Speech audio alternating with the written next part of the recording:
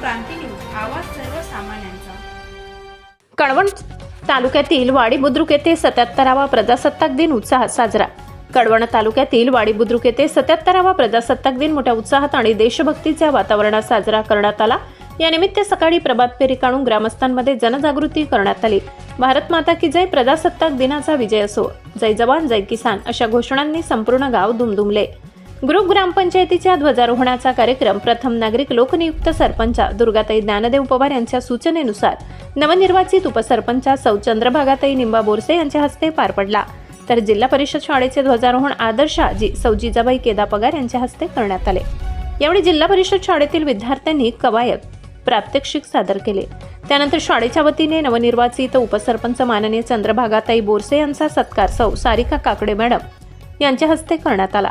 या प्रसंगी बोरसेताईंनी शाळेच्या नियोजित इमारतीसाठी 21,000 रुपयांची देणगी जाहीर केली। कार्यक्रमात शाळेतील विद्यार्थ्यांनी विविध सांस्कृतिक नृत्य सादर करून उपस्थितांचे लक्ष वेधून घेतले। पालकांनी विद्यार्थ्यांना प्रोत्साहन म्हणून बक्षीस स्वरूपात देणगी दिली। तसेच विजय पगारसर यांनी अंगणवाडीतील चिमुकल्या विद्यार्थ्यांसाठी लेखन साहित्य भेट दिले। कार्यक्रमाला सरपंच, उपसरपंच, ग्रामपंचायत सदस्य, माजी सैनिक, माजी उपसरपंच, मुख्याध्यापक, शिक्षक वर्ग, शालेय व्यवस्थापन समिती, ग्रामपंचायत सचिव, कर्मचारी, महिला तसेच ग्रामस्थ मोठ्या संख्येने उपस्थित होते।